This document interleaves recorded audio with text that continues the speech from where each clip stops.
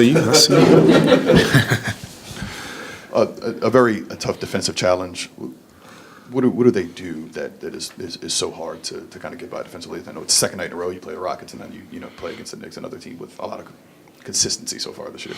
They execute. Simple as that.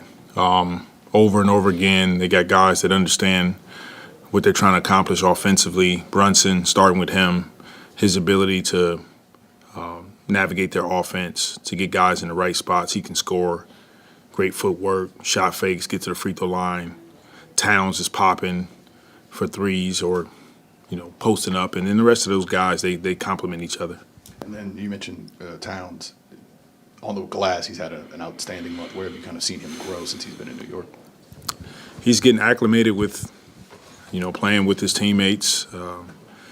They're all seasoned veterans, so they know how to step on the floor, and they know how to execute at a high level. And he's been really good for that team. He spaces the floor, he's rebounding the ball well, and it seems like he's fit in seamlessly. Well, when you look at that first game against the Knicks, do you kind of just try to flush it, or you try to kind of learn something from it? We definitely learn from it. We're just not in a position where we can flush games like that. I thought we came out with the right intentions. Not a good first half at all offensively for us, and they made shots, and that's what they're capable of doing. They're capable of making tough shots. The second half got better for us offensively, but with a team like that, you can't get down that many points and expect to recover that quickly. And give them credit, they're a really good team. Yeah, that last game in New York, Bridges really hurt you, especially in the first half. What's key to kind of slowing him down? Well, similar to Houston, teams have to feel us, from a physical perspective to start the game, and we have to do better at getting off to good starts. And when you do that, on both ends of the floor, those shots are not as easy.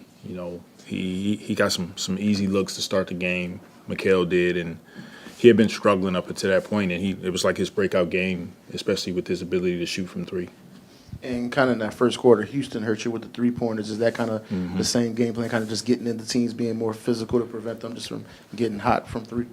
For sure. Houston, if you look at their team, they're not necessarily one of the teams that jump off the charts with you with their ability to shoot threes, but they're capable. And when the team doesn't feel you to start the game, those shots are easy. They got them in transition. They got to the paint, got easy kickouts. Those are areas that we talked about and areas that we got to be better coming into tonight.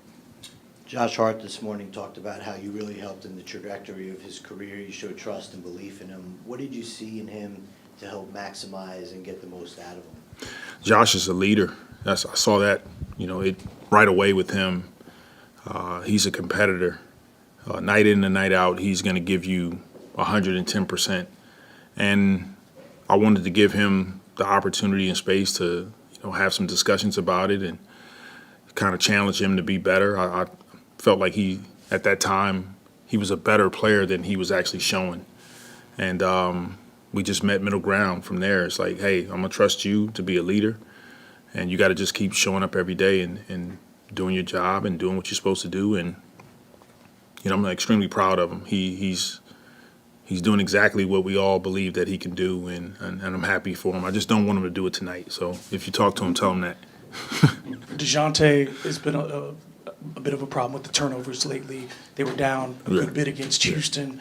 What do you do tonight to try to, obviously it's a team that's going to challenge him at the point of attack. What do you do to kind of give him the opportunity to create for others and also feel a little bit less pressure himself? That's the key for him, is don't feel like you have to go out and play with the weight of the world on your shoulders. It's not all on him. It's all of us. We're all in this collectively. We understand the adversity that we're facing, and, we have to just continue to embrace it. And for him, just go out and be yourself. He's a really good player. He's a great high character person on and off the floor. I want him to go out and be himself, and that's what's going to make us better when he's playing at that level.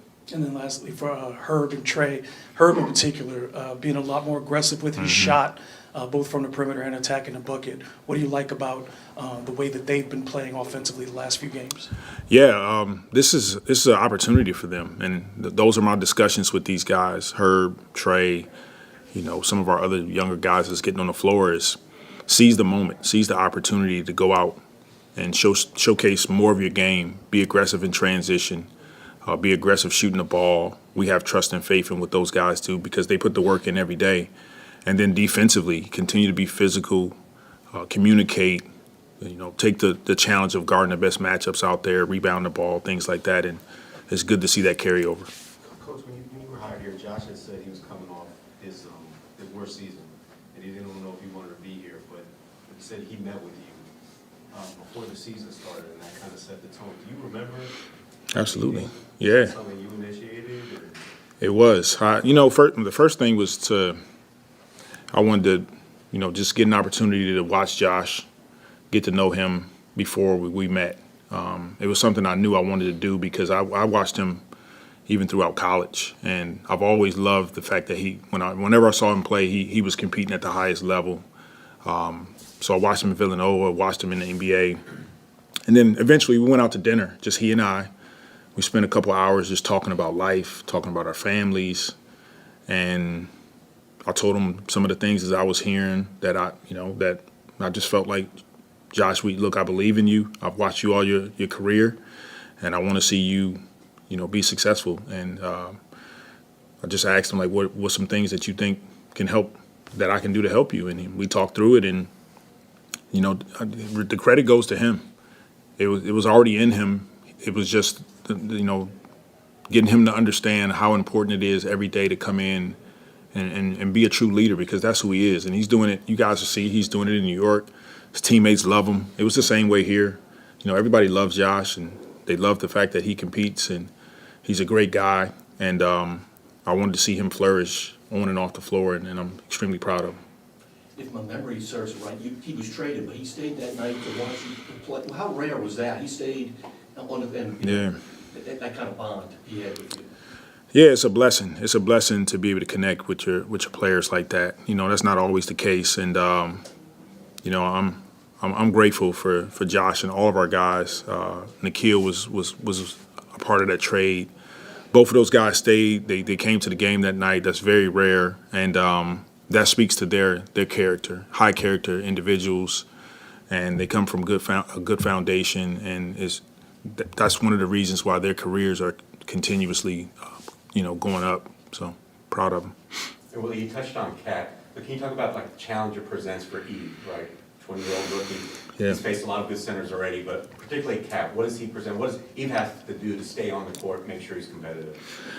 Eves he's been doing a great job. Like you said, 20-year-old rookie. We're not necessarily sure what to expect coming into the season, and he's doing fantastic. So starting with that, but Towns he presents a challenge. He's a guy that can do both. He can shoot the ball from the perimeter.